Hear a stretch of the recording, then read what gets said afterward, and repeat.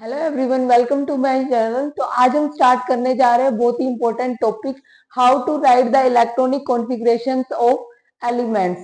इसमें देखिए, पहले हम 10th लेवल तक हम क्या करते हैं, नॉर्मल शेल्स के अकॉर्डिंग उनको इलेक्ट्रॉन को फिल करते हैं, जैसे K shell, L shell, M shell, K L M, उस टाइप से हम फिल करते थे। उसके बाद हमने जब हम ज्यादा डिटेल में जाते हैं तो इलेक्ट्रॉनिक कॉन्फ़िगरेशन को हम इस टाइप से राइट करते हैं। तो इसमें क्या होता है, नंबर ऑफ सब शेल में इलेक्ट्रॉन को फिल करते हैं।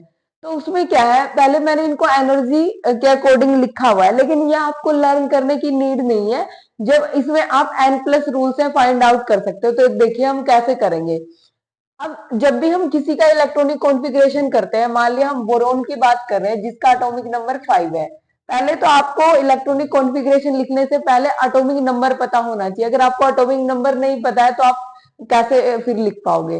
तो यहाँ पे बोरोन का एटॉमिक नंबर 5 है। तो जब हम इसका इलेक्ट्रॉनिक कॉन्फ़िगरेशन राइट करेंगे तो क्या आता है, 1s आएगा। 1s में 2 आते हैं। मैं यहाँ पे ये और लिख देती हूँ कि मतलब s के कितने ऑर्बिटल होते हैं, s का एक ही ऑर्बिटल होता है और एक ऑर्बिटल में मैक्सिमम 2 इलेक्ट्रॉन आ सकते हैं। तो जो s होता है उसमें 2 ही इलेक्ट्रॉन हो सकते हैं, 2 इलेक्ट्रॉन मैक्सिमम। p में कितने होते हैं ऑर्बिटल, यहाँ पे कितने होते हैं, इस सब शेल में ऑर्बिटल 3 होते हैं और एक ऑर्बिटल में 2 इलेक्ट्रॉन आ सकते हैं। तो 3 ऑर्बिटल में कितने होंगे, मैक्सिमम 6 इलेक्ट्रॉन यहाँ पे आ जाएंगे। टाइप से डी के कितने ऑर्बिटल होते हैं, 5 ऑर्बिटल होते हैं।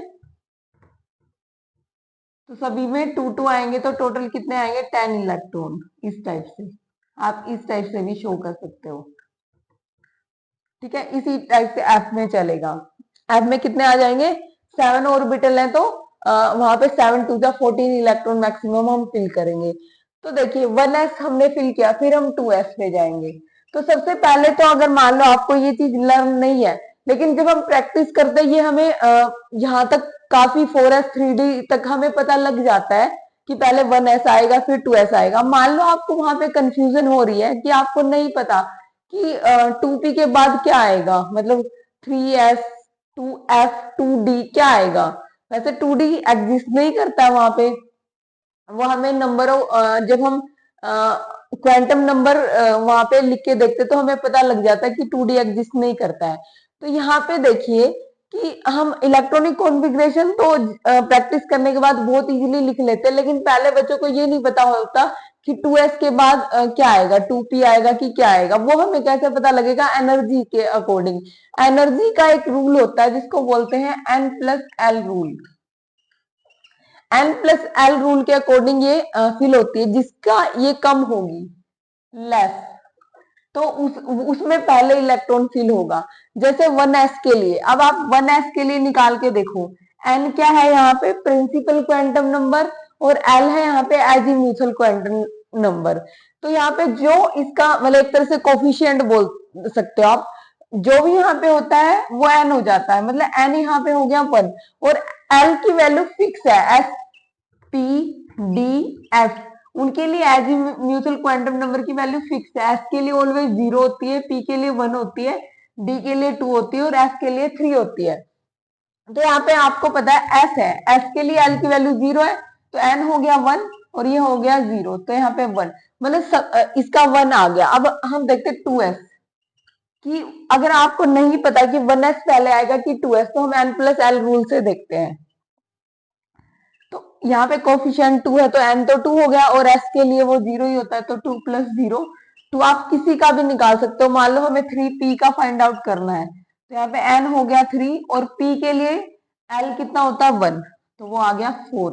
तो आप इसके अकॉर्डिंग फिल करोगे, क्योंकि देखिए 1s की सबसे कम आई है तो सबसे पहले 1s होगा, फिर 2s की आई है, 2p की हम निकाल के देखें, 2p का कितना हो जाएगा, n यहाँ पे 2 है और p यहाँ पे कितना है 1, तो 3। तो देखिए 3p का n प्लस एल ज्यादा है और 2p का कम है, तो 3p से पहले 2p फिल होगा, इस टाइप से। तो इस टाइप से आपको पता लगेगा कि कौन सा पहले फिल होगा। अगर आपको एनर्जी ऑर्डर लर्न नहीं है तो आप n प्लस एल रूल से फाइंड आउट कर सकते हो।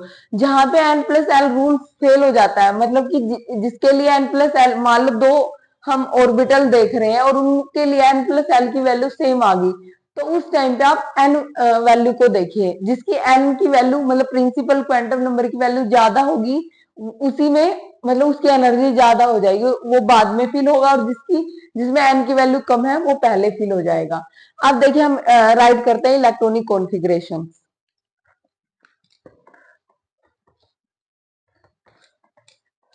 इलेक्ट्रॉनिक कॉन्फ़िगरेशन से पहले आपको ये सब चीजें पता होनी चाहिए, तभी मैंने आपको पहले ये एक्सप्लेन किया है। तो अब बोरोन में कितने हमें 5 इलेक्ट्रॉन फिल करना है, 2 इसमें चले गए, 2s बचा 1, अब 1s हो गया, 2s हो गया, उसके बाद कौन आएगा 2p, तो 2p में 1 चला गया। अब हम ले लेते हैं मैग्नीशियम, जिसका एटॉमिक नंबर होता है 12, तो इसमें हमें 12 इलेक्ट्रॉन को फिल करना है। तो पहले आया 1s में गए 2s में गए 2, और 2p में कितने आते हैं 6।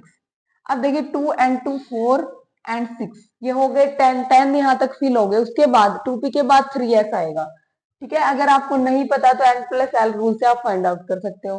तो 3s 2, तो 2 एंड 2 4, 6 और 4 10 एंड 2 12, तो 12 यहाँ तक फिल हो गए। तो जहां पे इलेक्ट्रॉन फिल हो जाए, मतलब एटॉमिक नंबर के अकॉर्डिंग इलेक्ट्रॉन कंप्लीट हो जाए, वहीं पे आपको छोड़ देना है। अब हम देखते हैं कैल्शियम। कैल्शियम का होता है 20, तो वो क्या हो जाएगा 1s2, 2s2, 2p6,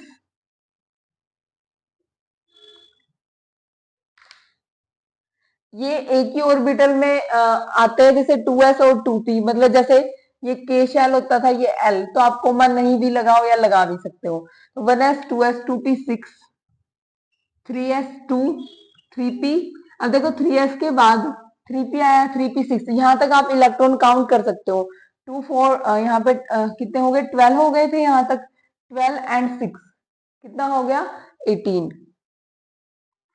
तो उसके बाद कौन आएगा 3p के बाद 4s एंड 2, तो 4s में कितने इलेक्ट्रॉन हो गए 2। तो यहाँ तक इसका इलेक्ट्रॉनिक कॉन्फ़िगरेशन क्या हो गया, कंप्लीट हो गया। तो कैल्शियम में आ गए 20। इसी टाइप से आप और भी कोई भी, जैसे क्लोरीन है, क्लोरीन का होता है 17,